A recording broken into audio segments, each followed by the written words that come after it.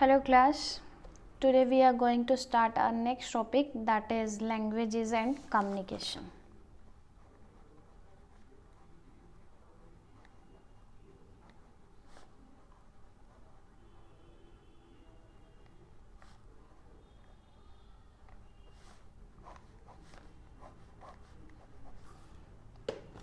And this topic is on page number 158 in your NCERT book number 2.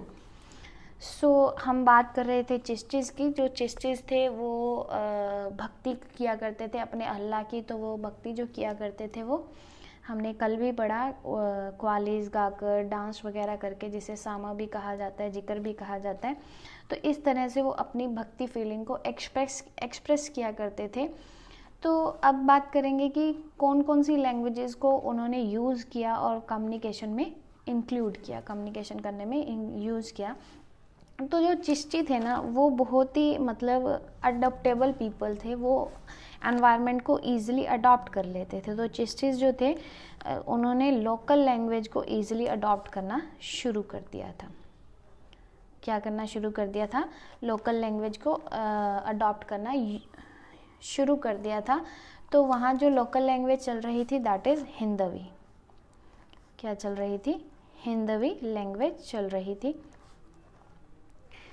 ये कैसे पता चला कि चिश्ती जो थे वो लोकल लैंग्वेज को अडॉप्ट कर रहे थे? तो एक सूफ़ी हुआ करते थे जिनका नाम था बाबा फरीद। क्या हुआ करते थे? बाबा फरीद। उन्होंने एक कंपोजिशन की थी, उन्होंने एक चीज़ पोएम बनाई थी। तो पोएम की कंपोजिशन की थी, कंपोज पोएम, और वो जो पोएम थी उसे वर्सेस कहा जाता है। हमने बहुत बार डिफ़ाइन भी किया है वर्सेस क्या होते हैं। तो उन्होंने क्या किया था, पोएम बनाई थी बाबा फरीद ने, जो एक सूफ़ी हुआ करते थे। उन्होंने जो ये पोएम बनाई थी ना, ये बनाई थी हिंदवी लैंग्वेज में। किस में बनाई थी?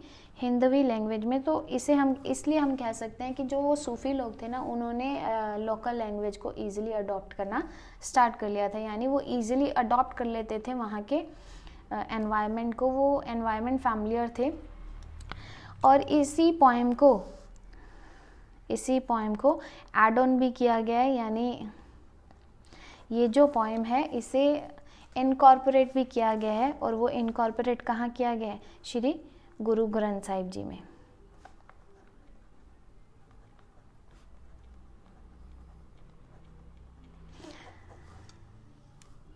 और ही नहीं, बहुत सारी और भी कंपोजिशंस थी जो सूफीज लोगों के द्वारा की गई थी लोकल लैंग्वेज में। जैसे आपने एक मूवी के बारे में सुना होगा, पद्मावत। और आपको पता भी है कि ये जो पद्मावत है ये एक रियल स्टोरी है, और ये लव स्टोरी है, जिसे क्या कहा गया है? प्रेम आख्यान कहा गया है। क्या कहा गया है? प्रेम आख्यान कहा गया है। और ये जो स्टोरी है ये प्रिंसेस, या हम कहेंगे क्वीन पद्मिनी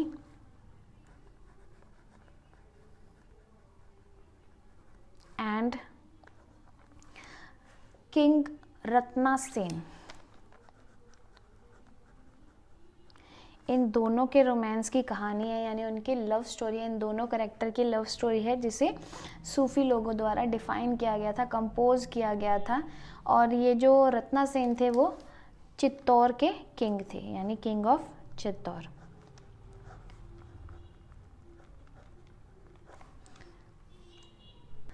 तो जो सूफी लोग हुआ करते थे ना, वो शॉर्ट पोइम्स को तो कहते थे दखनी। क्या कहते थे? दखनी कहते थे। और लॉन्ग पोइम्स को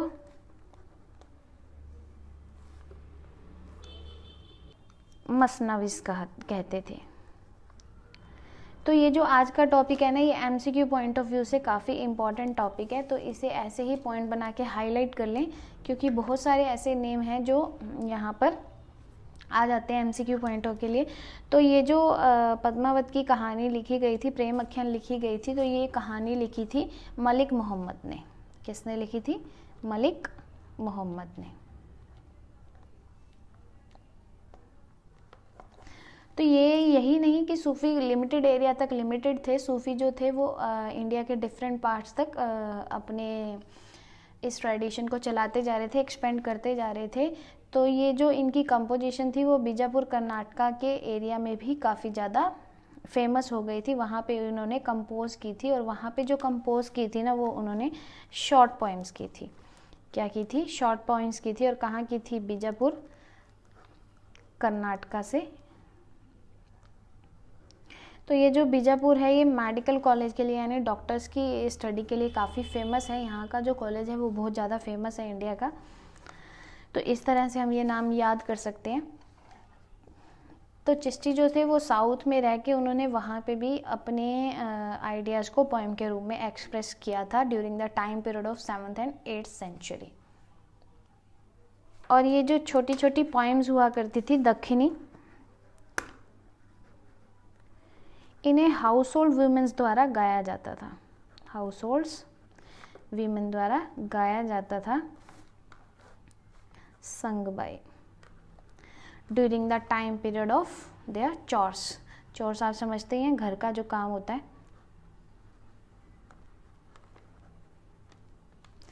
तो ये लेडीज़ जो थी वो गाया करती थी। और भी बहुत सारी कंपोजिशंस हैं, जैसे लूरीनामा होगी, लूरीनामा जिसे ललाबीज भी कहा जाता है। क्या कहा जाता है? ललाबीज भी कहा जाता है। और शादीनामा भी हो गया, यानी वेडिंग सॉन्ग्स भी हो गए। तो इस तरह की कंपोजिशंस तो जो थी वो सूफीज़ द्वारा की गई थी। जैसे हम जानते हैं कि जो भक्ति ट्रेडिशन से रिलेटेड है कन्नड़ वचनास, जो लिंगायत के द्वारा लिखा गया था, तो उससे भी उन्होंने यानी सूफ़ी लोगों ने बहुत इंस्पायर होके अपनी कंपोजिशंस को किया। तो इन्होंने साउथ में रह के क्या किया था, जो भक्ति टेक्स्ट थे, जो इसे हम कन्नड़ वचना के नाम से जानते हैं, बाय लिंगायत्स, जो टॉपिक हम अपना भक्ति ट्रेडिशन में पढ़ चुके हैं। और सेकंड, मराठी अभ्यंग से भी ये काफ़ी ज़्यादा इंस्पायर हुए थे। कहाँ से? मराठी अभ्यंग।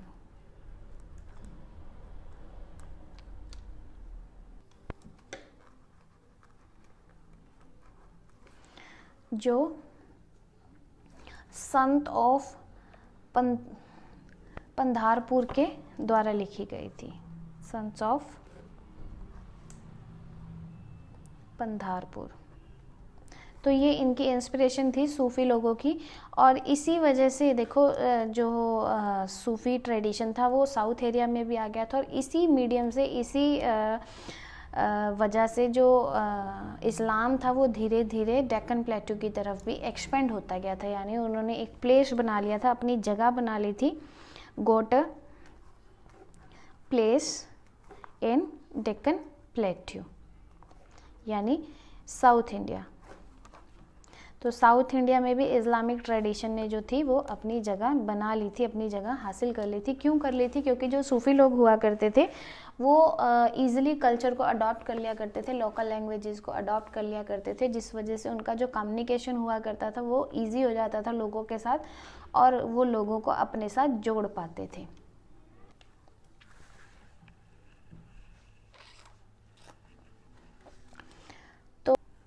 So now we are going to discuss our next topic, that is Sufi and the state. इसमें हम ये पढ़ेंगे कि जो सूफ़ी लोग हुआ करते थे उनका स्टेट के साथ कैसा रिलेशन हुआ करता था। यहाँ जो स्टेट वर्ड यूज़ किया गया रूलर के साथ, यानी किंग्स वगैरह के साथ मेनली कैसे उनके रिलेशन हुआ करते थे, इसके बारे में हम बात करेंगे। And this topic is on page number 159 in your part 2 NCERT।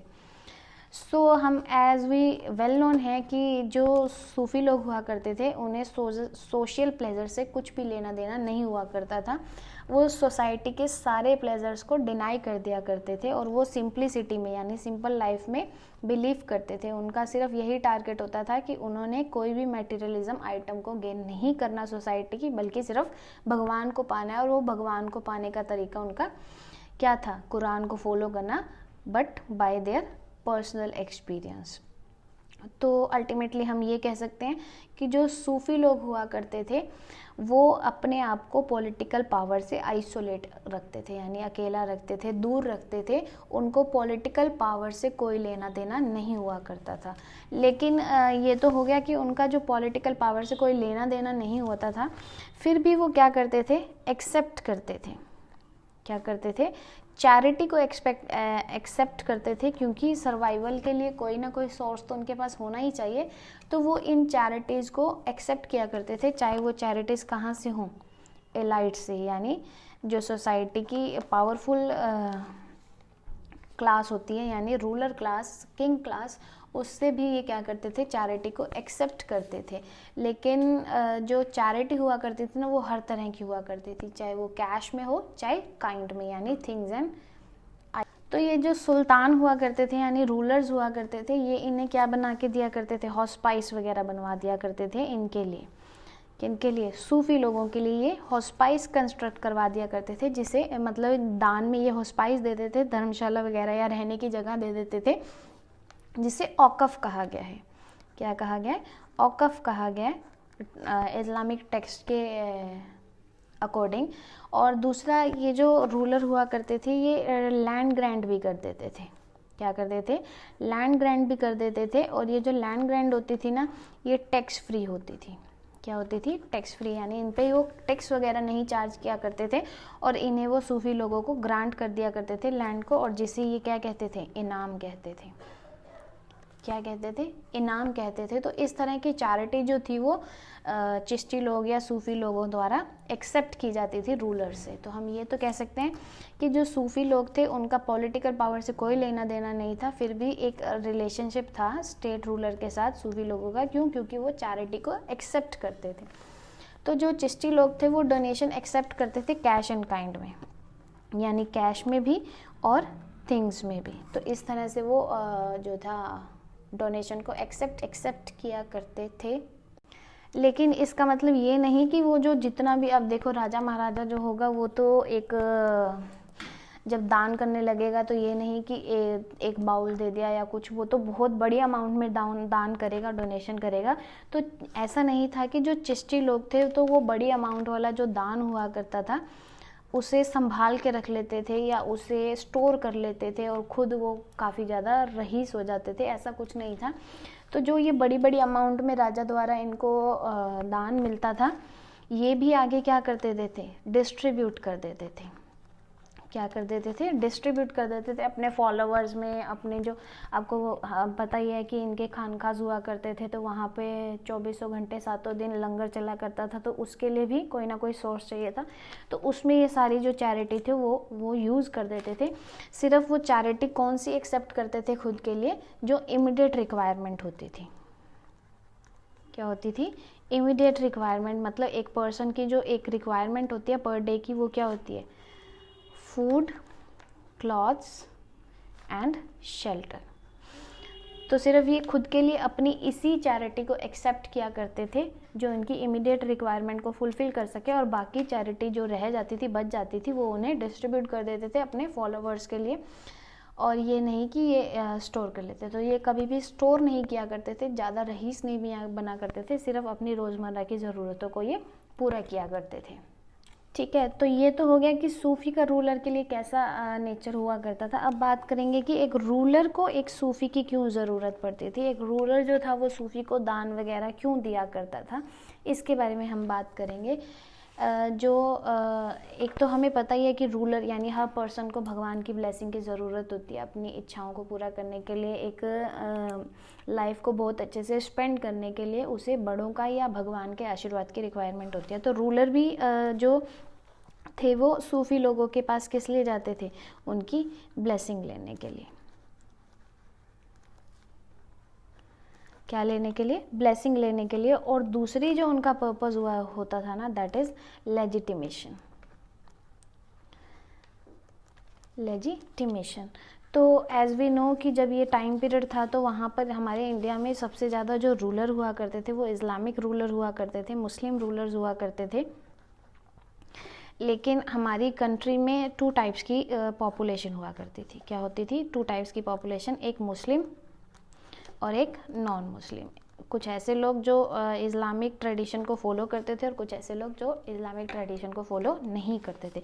और जो नॉन मुस्लिम होते थे ना, वो इस्लामिक रूलर्स को बहुत ज़्यादा अपोज करते थे। क्या करते थे? बहुत ज़्यादा अपोज करते थे, उनके अगेंस्ट खड़े रहते थे। जैसे हम जिया की बात करें, जिया भी एक क्या थी? नॉन मुस्लिम कैटेगरी थी। तो ये लोग जो थे वो इन रूलर्स के काफ़ी ज़्यादा अपोज किया करते थे, अगेंस्ट रहा करते थे।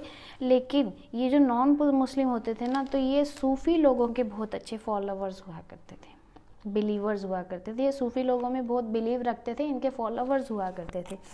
तो क्या हो गया? देखो, ये हो गया सूफ़ी, ठीक है।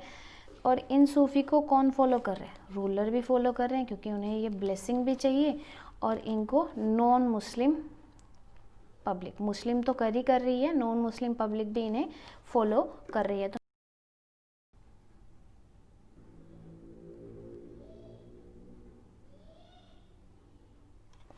तो नॉन मुस्लिम की यहाँ बात करेंगे, मुस्लिम लोगों की हम यहाँ बात नहीं करेंगे। तो देखो, ये जो सूफ़ी हैं, इनमें नॉन मुस्लिम का भी कनेक्शन जुड़ा हुआ है, रूलर के साथ भी कनेक्शन जुड़ा हुआ है, लेकिन इनका आपस में कोई भी कनेक्शन नहीं है। ये एक दूसरे के क्या रहते हैं? अपोज रहते हैं। तो जब ये दोनों एक ही जगह पर आके माथा टेकेंगे, तो इन दोनों का आपसी कभी ना कभी भी क्या बन जाएगा? ट्रस्ट बन जाएगा। क्या बन जाएगा? ट्रस्ट बन जाएगा। तो रूलर ने अपनी नॉन मुस्लिम पब्लिक के ऊपर ट्रस्ट पाने के लिए सूफ़ी का सहारा लिया, सूफ़ी लोगों का सहारा लिया। इसलिए जो रूलर थे ना, वो ब्लेसिंग के साथ साथ लेजिटिमेशन के लिए भी सूफ़ी के पास जाया करते। तो आई होप आपको ये समझ आ गया होगा कि मैं क्या कहना चाहती हूँ। तो ये नॉन मुस्लिम पब्लिक को अपने आप से कनेक्ट करने के लिए सूफ़ी लोगों के पास जाया करते थे, ठीक है। तो जो शेख हुआ करते थे, जिनके बारे में हम बात करके आए हैं, उन्हें औलिया भी कहा जाता था।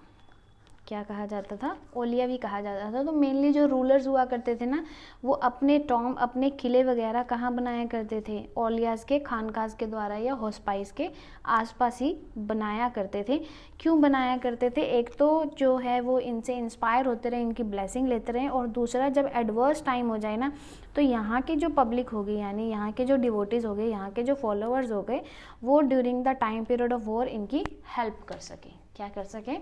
इनकी हेल्प कर सकें। तो इसलिए जो राजा महाराजा हुआ करते थे, वो शेख के हॉस्पाइस या खानकाज के पास ही क्या बनाया करते थे? अपने किले वगैरह बनवाया करते थे। लेकिन ये ज़रूरी नहीं था कि हर राजा ऐसा ही हो। बहुत कुछ ऐसे भी थे जिनकी सूफ़ी के साथ बिल्कुल भी नहीं बनती थी। यानी जो सूफ़ी और सुल्तान हुआ करते थे, वो एक दूसरे के अपोज हुआ करते थे। क्या हुआ करते थे? अपोज हुआ करते थे, इनकी आपस में नहीं बना करती थी। क्यों नहीं बना करती थी? देखो, कुछ सूफ़ी ऐसे भी थे जो पावर को पाना चाहते थे, या हम कहेंगे कि वो सोसाइटी में अपने फॉलोअर्स बहुत ज़्यादा इंक्रीज़ कर चुके थे। तो वो ये कहते थे कि जो सुल्तान है वो उनसे छोटा है और सूफ़ी जो है वो उनसे बड़ा है। तो इस वजह से इन दोनों के बीच में क्या रहता था? कॉन्फ्लिक्ट रहता था। क्या रहता था? कॉन्फ्लिक्ट रहता था। तो ऐसे ही एक शेख हुआ करते थे, शेख निज़ामुद्दीन।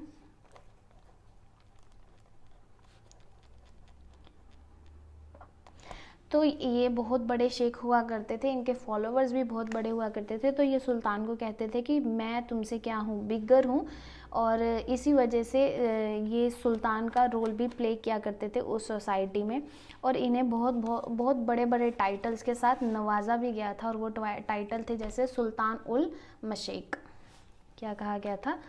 सुल्तान उल मशेक।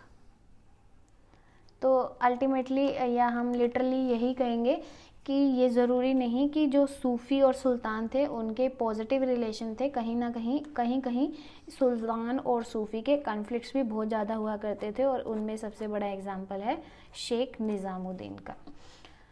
सो यही आज का टॉपिक था। आई होप आपको समझ आया होगा। इजी है, बस इसमें जो सोर्सेज दिए हुए हैं वो साथ साथ एक बार रीड आउट कर लेना, क्योंकि सोर्सेज में से बहुत ज़्यादा MCQs आते हैं। तो आज का जो टॉपिक है वो language and communication MCQ point of view से काफ़ी इम्पॉर्टेंट है। और साथ ही साथ जो ये चैप्टर है हमारा भक्ति एंड सूफी ट्रेडिशन, इसमें से 8 मार्क्स का लॉन्ग क्वेश्चन डेफिनेटली आपका CBSE बोर्ड में आएगा ही आएगा। और चैप्टर भी बहुत इंटरेस्टिंग है, ये नहीं कि बोरिंग है या लर्न नहीं कर सकते, तो बहुत ही इंटरेस्टिंग है। तो इस 8 मार्क्स को गेन करना काफ़ी ईजी है. So good luck and prepare your notes and topic timely so that we can do our syllabus timely, and don't forget to pray for everyone, and see you in next video. Till then, take care. Thank you.